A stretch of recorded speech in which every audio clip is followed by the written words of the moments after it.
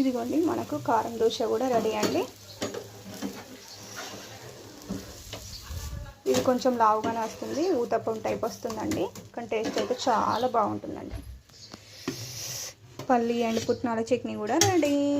Super combination, taste అయితే చాలా బాగుంటుంది. మనకు చట్నీ అయితే కంప్లీట్ అయిపోయిందండి. ఇప్పుడు దీనిలో పోపు వేసుకుందామండి.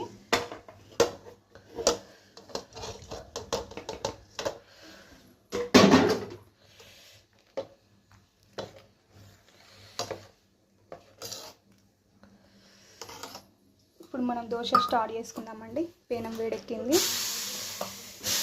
ఇందులో ఆయిల్ వేయకుండా వస్తుందండి.